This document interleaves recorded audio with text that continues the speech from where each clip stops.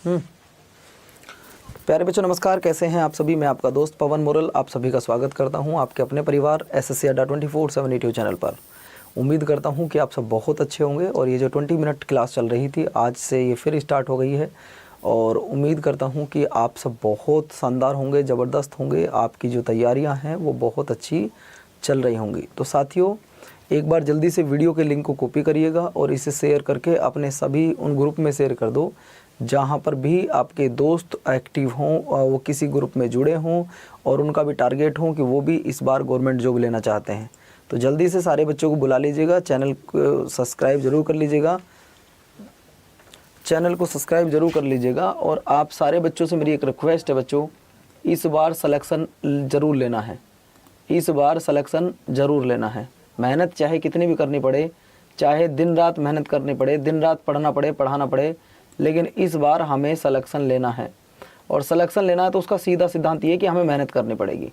और मेहनत करनी है तो बच्चों देखो, सिंपल सा लॉजिक है, इसमें कोई आपको सिलेक्शन कराने आएगा नहीं। कभी आपको लगता हो कि मैं ऐसे पढ़ लूँगा सिलेक्शन हो जाएगा, तो सिलेक्शन नहीं होने वाला। सिलेक्शन के लिए आपको मेहनत करनी पड़ेगी और मेहनत तो हर एक बच्चा करता है, चाहे उसमें आप कोई भी हो।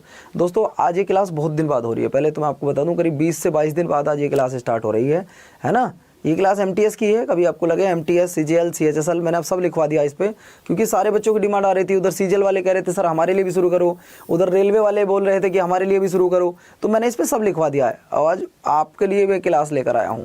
तो दोस्तों आपकी ये जो क्लास होगी ये बहुत शानदार होगी, बहुत जानदार होगी। आज मैं करूँगा मुगल वंश के सिर्फ और सिर्फ 40 क्वेश्चन। ठीक है बच्चों, आज से डेली होगी ये क्लास। आज मैं मुगल वंश के, अरे वही है, वही क्लास है जो डेली चलती थी, वही समय है, आप घबराओ मत बिल्कुल भी। आज मुगल वंश के हम लोग 30 क्वेश्चन करने वाले हैं, मुगल साम्राज्य के 30 क्वेश्चन। आर यू रेडी बच्चों? चलिए, तो पहला क्वेश्चन आपकी स्क्रीन पर बच्चों ये रहा। पहला क्वेश्चन, अकबर अपना धार्मिक विचार विमर्श कहाँ किया करता था? पहला क्वेश्चन है कि अकबर अपना धार्मिक, देखो फिर से बता रहा हूँ, MTS वाले बच्चों के लिए क्लास है, CGL वाले बच्चों के लिए क्लास है, CHSL वाले बच्चों के लिए क्लास है, GD के लिए क्लास है, NTPC के लिए क्लास है। फिर से बता रहा हूँ आप सभी के लिए, ठीक है भैया। आप किसी भी एग्जाम की तैयारी कर रहे हो तो देख सकते हो। अकबर अपना धार्मिक विचार विमर्श कहाँ करता था? इबादत खाने में। 30 सवाल कराऊंगा बस, 30 सवाल। अगला देखो, अगला है सम्राट अकबर द्वारा निम्नलिखित में से किसको जरी कलम का टाइटल दिया गया था? अकबर द्वारा निम्नलिखित में से किसको जरी कलम का टाइटल दिया गया था? तो बच्चों जरी कलम का जो टाइटल दिया गया था वो दिया गया था बच्चों मोहम्मद हुसैन को। नेक्स्ट देखिए, आईने अकबरी की रचना करने वाला कौन था? अगर मैं आपसे पूछूं कि आईने अकबरी की रचना करने वाला कौन था? बच्चों आईने अकबरी यानी कि अकबरनामा भी वो आपसे कह सकता है, वो आपसे अकबरनामा भी कह सकता है। अकबरनामा को लिखने में इसे 7 वर्ष का समय लग गया था। कितने वर्ष का? 7 वर्ष का समय लग गया था। सवाल नंबर नेक्स्ट आपकी स्क्रीन पर बच्चों ये रहा और उम्मीद करता हूं कि आप इस सवाल का बिल्कुल सटीक जवाब देंगे। बातचीत नहीं करनी है, सीधा मुद्दे पर आना है। और मुद्दा ये कहता है बच्चों, जब ईस्ट इंडिया कंपनी का गठन हुआ तो उस समय भारत का मुगल बादशाह कौन था? जवाब दीजिएगा। जिस समय ईस्ट इंडिया कंपनी की स्थापना हुई थी बच्चों, उस समय पर भारत का मुगल बादशाह कौन था? तो सर जी मुगल बादशाह की बात करें 1600 में ईस्ट इंडिया कंपनी आई और भैया 1600 में जो मुगल बादशाह था वो अकबर था। नेक्स्ट सवाल आपकी स्क्रीन पर बाबू ये रहा। आपको बताना है कि कौन सा ऐसा सम्राट था जिसे हिंदी गीतों की रचना का श्रेय प्राप्त था। वह कौन सा बच्चों सम्राट था, ये आपने बताना है। सर जी अगर मैं सम्राट की बात करूं तो वो सम्राट भी कोई और नहीं, सम्राट आपका अकबर ही था। देखिए मुगल साम्राज्य की मैं 3 क्लास लूंगा, यानी कि इसके 90 क्वेश्चन होंगे कुल मिलाकर और 30-30 क्वेश्चन की 3 क्लास होंगी। ये बात आप याद रखना। इस 90 क्वेश्चन की PDF आपको 3 दिन बाद मिलेगी, ठीक है ना। चलो तो सवाल नंबर नेक्स्ट आपकी स्क्रीन पर ये रहा। अकबर ने दीन ए इलाही धर्म को कब चलाया था? ये सवाल आपके पेपर में MTS में आ चुका है, CGL में आ चुका है और CHSL में आ चुका है। अब बस देखना ये कि आप जवाब क्यों नहीं दे रहे हो। मैं तो जानता नहीं इन बातों को, लेकिन आपके जवाब, मैं मानता हूं कि मेरी class, I am really sorry बच्चों कि मेरी क्लास आज 20 दिन बाद हो रही है। उसके बहुत सारे कारण रहे, मेरी तबीयत ठीक नहीं रही, मुझे हॉस्पिटल एडमिट रहना पड़ा, तो उस चीज़ को आप छोड़ दो, है ना। अब मैं उसकी भरपाई करूंगा। और ये क्लास जो मैं MTS के लिए लेता था, अब उधर CGL वाले बच्चे बोले भाई गुरुजी हम तुम्हारे अपने नहीं है क्या, हमारे भी एग्जाम की डेट आ रही है, हमें भी 30-30 क्वेश्चन कराओ। हमने कहा ठीक है, हम आपको ये भी 30 क्वेश्चन करा देंगे। हमने इसी थंबनेल पर अब MTS हटवाकर अब हमने सब लिख दिया, CGL सब लिख दिया यार, कोई परेशानी नहीं है बच्चों। ये 1582। नेक्स्ट देखिएगा, नेक्स्ट सवाल, भू राजस्व प्रशासन के क्षेत्र में शेरशाह और अकबर के शासनकाल में कौन सेम व्यक्ति था? बोलो कौन था वो व्यक्ति? तो बच्चों आपका जवाब आएगा सर वो था आपका टोडरमल। सर आप अकबर के ही क्वेश्चन क्यों करा रहे हो? इसलिए करा रहा हूं क्योंकि पूछता ही अकबर के है, ये भी ध्यान रखना, पूछता ही अकबर के है। अगला देखिए, अगला दोस्तों मैं आपको बता दूं, अब आ जाओ बाबर पर। बाबर के संदर्भ में निम्नलिखित कथनों पर विचार करो और बताओ कौन सा सही है कौन सा गलत है। निम्नलिखित कथनों पर विचार करो और बताओ कौन सा सही है कौन सा गलत है। पहला, बाबर सर्वप्रथम फरगना का शासक बना। दूसरा, बाबर ने 1504 में काबुल पर अधिकार कर लिया, वह तैमूर का वंशज था। तो दोस्तों ये ध्यान रखना, आंसर आ गया आपका 1 2 3 तीनों ठीक है, आपके तीनों ठीक है दोस्तों। सवाल नंबर नेक्स्ट देखो बच्चों, खानवा के युद्ध में बाबर द्वारा पराजित किया जाने वाला राजपूत शासक कौन था? राजपूत राजा कौन था? यहां राजपूत कर लीजिएगा बच्चों, ये ध्यान रखना, यहां पे कहीं आप राजपूत कर लो बस।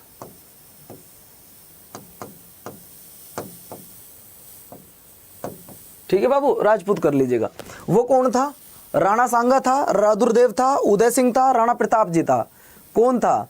तब आप लोगों का जवाब आ जाएगा सर वो थे आपके राणा सांगा थी। वो कौन थे? राणा सांगा जी। नेक्स्ट सवाल देखिएगा, सवाल नंबर नेक्स्ट, हुमायूं के संदर्भ में निम्नलिखित कथनों पर विचार करो। और बच्चों मैं अब आपको वो सवाल बिल्कुल नहीं कराऊंगा कि भैया सिंपल सिंपल करा दिए, वो मैं नहीं कराने वाला। मैं वो क्वेश्चन कराऊंगा जो हकीकत में पेपर में आते हैं। ऐसा सवाल पेपर में आता है, बच्चा छोड़ के चला आएगा और कहेगा मास्टर जी ने कराया नहीं था। कराए थे लेकिन तुम लोग करे नहीं, डर गए सवालों को। इतना बड़ा सवाल है क्योंकि यूट्यूब पे ना कोई कराना चाहता ना कोई पढ़ना चाहता है, आपको तो सिंपल सिंपल सवाल चाहिए। आंसर आगे मेरे प्यारे साथियों, पहला दूसरा सही है, तीसरा गलत है। अगला देखिए, महाभारत का फारसी में अनुवाद का शीर्षक क्या था? महाभारत का फारसी अनुवाद का शीर्षक क्या है? तो दोस्तों आपका जवाब आ जाएगा सर वो है रज्मनामा। क्या है? रज्मनामा, बिल्कुल एकदम करेक्ट आंसर। ठीक है लाडलो, नेक्स्ट सवाल आपकी स्क्रीन पर ये रहा, प्रसिद्ध जैन आचार्य जिसको अकबर ने सम्मानित किया था। प्रसिद्ध जैन आचार्य जिसको अकबर ने सम्मानित किया था वो थे सूरी साहब, हरि विजय सूरी साहब। नेक्स्ट देखो बच्चों, राजपूताना के निम्न राज्यों में से अकबर की संप्रभुता स्वीकार नहीं की थी। स्वीकार नहीं की थी, किसने स्वीकार नहीं की थी बच्चों? ये बताओ तो जरा एक बार। अगर स्वीकार नहीं की थी तो दोस्तों वो की थी मेवाड़ के राजा ने। नेक्स्ट देखिए, अकबर द्वारा बनाई गई कौन सी इमारत का नक्शा बौद्ध बिहार के अनुरूप है? अच्छा एक बात और बताओ बच्चों, अगर मैं आपको थोड़े से कठिन क्वेश्चन करा रहा हूं तो क्या गलत करा रहा हूं? मैं जानता हूं आज बच्चे कम है मेरी क्लास में, मैं जानता हूं आज मेरी इस क्लास को उतना प्यार नहीं मिल पाया जितना आप लोग बार बार देते हो। मैं जानता हूं कि बच्चों आज आप इस क्लास से डर गए कि क्वेश्चन गुरुजी टफ ले आए। इसमें क्या मेरी गलती है बच्चों? जब टीसीएस ऐसे पेपर पूछ रही है, ऐसे सवाल आ रहे हैं और अगर मैं आपको टफ सवाल करा रहा हूं तो इसमें क्या मेरी गलती है? आप छोड़ दो फिर पढ़ना, अगर इतना ही डर लग रहा तो छोड़ दो पढ़ाई, खेती करो, कुछ और काम कर लो। कह रहे हैं गुरुजी टफ सवाल हैं तो फिर हमको छोड़ दो ना पढ़ना हमारी क्लास से। हम तो टफ कराएंगे, जो पूछेगी मैं वो पढ़ाऊंगा जो टीसीएस पूछ रही है। आज स्टेनो की क्लास नहीं हुई बेटा।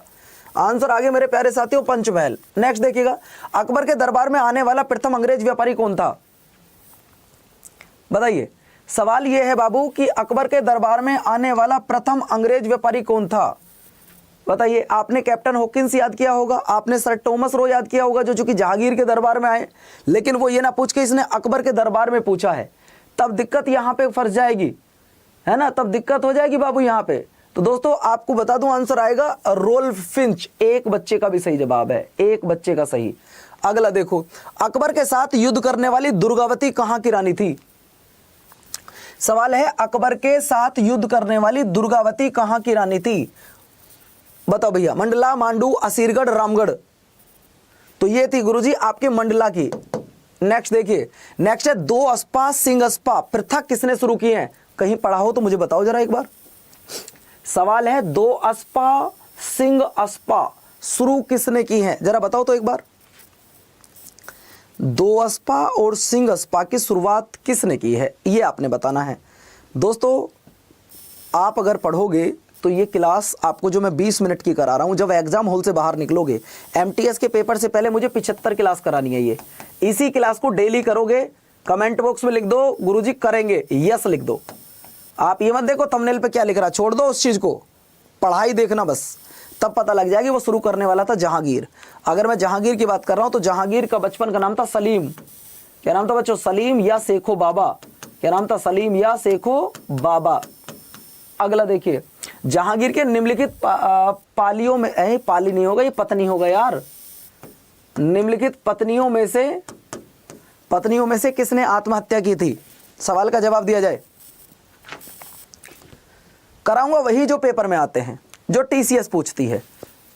सवाल का जवाब बताओ बच्चों, जहांगीर की निम्नलिखित पत्नियों में से किसने आत्महत्या की थी। अब जरा बताओ बाबू कौन, क्या आएगा आंसर। सर जी आत्महत्या करने वाली कौन थी, वो थी शाह बेगम। अगला देखो, मुगल चित्रकला ने किसके शासनकाल में अपनी पराकाष्ठा पर प्राप्त कर ली थी। ये सवाल एमटीएस में आ चुका है, ये सवाल एनटीपीसी में आ चुका है, ये सवाल ग्रुप डी में आ चुका है। और अगर आपने सही जवाब ना दिया तो मुझे लगेगा भाई आपकी तैयारी अच्छी नहीं है।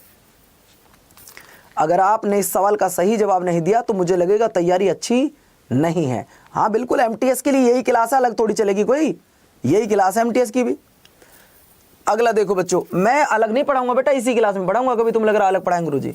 मुगल चित्रकला, तो दोस्तों मुगल चित्रकला की अगर मैं बात करता हूं तो वो जहांगीर। अगला देखो, दिल्ली के लाल किले का निर्माण किसने करवाया था। अब यार ये आसान सवाल है, मैं जानता हूं इसका तुम सारे बच्चे जवाब दोगे। दिल्ली के लाल किले में का निर्माण किसने करवाया था, मैं जानता हूं इसका जवाब आप सब बच्चे दोगे, क्योंकि आसान सवाल आ गया है। बाबू बच्चों बचाओ मेरे दिल के टुकड़ों, क्या आंसर आएगा इसका। सवाल है कि दिल्ली के लाल किले में मोती मस्जिद का निर्माण किसने किया था, वो एक अलग सवाल हो जाएगा। लेकिन अभी सवाल सिर्फ इतना कि दिल्ली का लाल किला किसने बनवाया है। सर लाल किला बनवाने वाला कोई और नहीं था, शाहजहां था। शाहजहां के बचपन का नाम क्या था। सर जी बचपन के नाम की अगर मैं बात करूं, बचपन का नाम था खुर्रम। अगर कोई बचपन का नाम पूछता है तो वो बचपन का नाम था भैया खुर्रम। अगला देखिए, मुमताज महल का वास्तविक नाम क्या था। 74।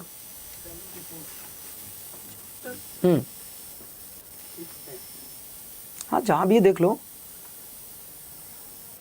मुमताज महल का वास्तविक नाम क्या था। अगर मुमताज महल के वास्तविक नाम की बात करूं, ना तो रोशन आरा था, ना लाडली बेगम था, उसका नाम था अर्जुमंद बानो बेगम। इसका मतलब था अर्जुमंद बानो बेगम। सच बताओ कितने बच्चे ऐसे हैं जो एमटीएस का पेड बैच नहीं ले पाए, कितने बच्चे हैं जो सीजीएल का पेड बैच नहीं ले पाए। जब तक पेपर हो इस क्लास को देख लेना, आपको मदद मिल जाएगी। कितने बच्चे हैं जो एनटीपीसी का बैच नहीं ले पाए, इस क्लास को देख लेना, पेपर तक आपका सिलेक्शन कराएगी ये क्लास, ठीक है।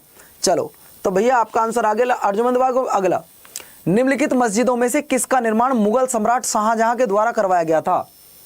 कौन सी ऐसी मस्जिद थी जिसका निर्माण मुगल सम्राट शाहजहां के द्वारा करवाया गया। देखो बच्चों, भारत में जो पहली मस्जिद बनी थी, भारत में जो पहली मस्जिद बनी थी जिसका नाम था कुव्वत उल इस्लाम मस्जिद, कुव्वत उल इस्लाम मस्जिद। बच्चों ये मस्जिद आप जानते हैं किसने बनवाई थी। ये मस्जिद बनवाई थी ऐबक ने। किसने बनवाई थी, ऐबक ने। अब सवाल ये पूछ रहा है, देखो जो भी आपसे पूछे बताओ भारत की पहली मस्जिद कौन सी थी, वो थी कुव्वत उल इस्लाम मस्जिद। कहाँ है, दिल्ली में। बनवाई किसने है, ऐबक ने। अब सवाल ये है कि भैया ये किसने बनवाई है, जामा मस्जिद। ये कहाँ है गुरुजी, ये है आपकी दिल्ली में। उम्मीद कर रहा हूं कि आप इस सवाल का जवाब समझ गए होंगे। सवाल नंबर नेक्स्ट आपकी स्क्रीन पर ये रहा। हेलो क्लास चल रही है, बताओ भैया इसका आंसर क्या आएगा। सवाल नंबर नेक्स्ट, वीडियो को लाइक कर दो, चैनल को सब्सक्राइब कर लो। निम्नलिखित में से कौन सा राज्य शाहजहां के साम्राज्य का सर्वप्रथम अभिन्न अंग बन गया। भैया अभिन्न अंग की जब बात की जाती है तो वो था अहमदनगर, उसके बाद बीजापुर, फिर गोलकुंडा।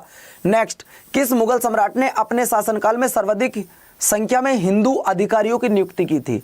इसी ने अपने शासनकाल के समय में हिंदुओं को इस्लाम धर्म स्वीकार कराया था। इसी ने दोस्तों हिंदुओं को अधिकारी बनाया था अपने यहाँ। दोस्तों वो कौन था, वो कोई और नहीं, वो औरंगजेब ही था।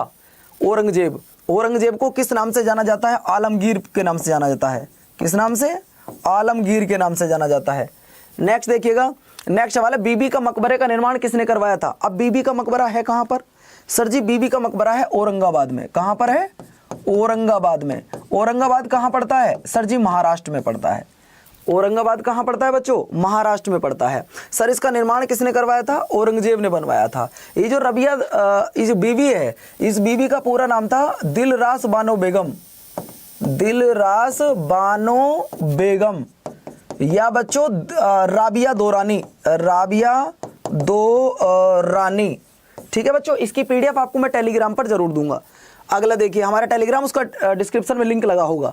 दिल्ली के लाल किले में मोती मस्जिद किसने बनवाई थी? अब सवाल घुमा दिया एग्जामिनर ने। अगर कहता दिल्ली का लाल किला किसने बनवाया तो शाहजहां ने, और दिल्ली के लाल किले में मोती मस्जिद किसने बनवाई तो वो बनवाई मेरे प्यारे साथियों औरंगजेब ने। लाल किला बनवाया शाहजहां ने, लाल किले में मोती मस्जिद बनवाई औरंगजेब ने। ठीक है, चलो अगला देखो, किस मुगल बादशाह का राज्याभिषेक 2 बार हुआ? पिछली बार एमटीएस में पूछा गया ये सवाल, पिछली बार सीएचएसएल में पूछा गया ये सवाल, पिछली बार ग्रुप डी में पूछा गया ये सवाल। अब जरा बताओ क्या आंसर आएगा। ऐसा कौन सा मुगल बादशाह था जिसका 2 बार राज्याभिषेक हुआ? जवाब दो। ऐसा कौन सा मुगल बादशाह था जिसका 2 बार राज्याभिषेक हुआ? तो बच्चों 2 बार राज्याभिषेक अगर किसी का हुआ है तो वो कोई और नहीं, वो औरंगजेब था। वो कोई और नहीं था बच्चों, औरंगजेब था। औरंगजेब ने तो अपने पिता को बंदी तक बना दिया था। ठीक है, नेक्स्ट सवाल देखिएगा, राजस्थानी और पंजाबी पहाड़ी शैली का विकास किस मुगल शासनकाल के दौरान हुआ है? अगर कहीं पढ़ा हो अब से पहले सवाल तो बता दो। अगर कोई कह रहा है गुरुजी आसान सवाल है हमने पढ़े हैं तो ये वाला सवाल मुझे बता दो, अगर बता दिया तो मुझे लगेगा वेल एंड गुड। भाई आप लोगों ने वीडियो को लाइक नहीं किया, ये एक गलत बात है। चैनल मैं एक तो इतने दिन बाद आज लौटा हूँ यार, तबीयत ठीक नहीं थी। आप लोगों के बार बार कमेंट्स, बार बार कहने पर मैंने कहा भाई अब शुरू करनी ही पड़ेगी ये क्लास, इन बच्चों को ज़्यादा ही भागे ही है। तो दोस्तों वो कोई और नहीं था, वो औरंगजेब था। अगला देखिए, शिवाजी ने किस वर्ष छत्रपति का टाइटल एक्सेप्ट किया था? Very very most important question. Shivaji की अगर बात करें, शिवाजी ना बोल के आप बोलो छत्रपति शिवाजी महाराज। नमस्ते भैया नमस्ते। अगर मैं छत्रपति शिवाजी महाराज की बात करता हूं तो दोस्तों इन्होंने जो ये एक्सेप्ट किया था वो किया था 1674 में। कब? 1674 में। इनका देहांत जो हुआ था बच्चों, ये भी आप याद रखिएगा सर, वो 1680 में हुआ था। अगला देखो जाए, सवाल नंबर नेक्स्ट, शिवाजी की राजधानी कहां पर थी? शिवाजी की राजधानी कहां पर थी बच्चों? शिवाजी की राजधानी कहां पर थी? तो दोस्तों राजधानी की बात करोगे तो वो थी गुरुजी आपके रायगढ़ में। नेक्स्ट देखिए, शिवाजी के गुरु का नाम क्या था? शिवाजी के गुरु का नाम क्या था? रामदास, तुकाराम, वामन पंडित, गंगा भट्ट। गंगा भट्ट ने तो इनका राज्याभिषेक किया था, आपको तो पता ही होगा भैया। और वो कौन थे दोस्तों? रामदास। रामदास जी इनके गुरु रहे हैं। और यहां से सवाल पूछा जाएगा, यहां से सवाल आपके पेपर में 110% पूछा जाएगा। अगला देखिए, सवाल नंबर नेक्स्ट, वह कौन सा सेना नायक था जिसे बीजापुर के सुल्तान ने 1659 में शिवाजी पर अंकुश लगाने के लिए भेजा था? मतलब शिवाजी की हत्या करने के लिए भेजा गया व्यक्ति वो कौन था? कोई और नहीं था बच्चों, अफजल खान था। कौन था? अफजल खान। नेक्स्ट आपको बताने हैं, सरजामी प्रथा किसने प्रारंभ की थी? जिनको लगता है मैं सुपर हीरो हूं, जवाब दे देना इसका आज। बच्चों ये 20 मिनट शो कैसा लगा आपको? आज तो मैं 16 मिनट में ही बंद कर रहा हूं, तबीयत मेरी ठीक नहीं है। ये 20 मिनट वाला जो शो है वो कैसा लगा आपको? मैं हर टॉपिक के 30-35 क्वेश्चन करा दूंगा और पेपर में जाओगे तो रखे मिलेंगे ऐसे सवाल। इस क्लास को कर लो बस, मेरी 75 क्लास है ये भाई, 28 क्लास ले चुका हूं, आज ये 29वीं क्लास है।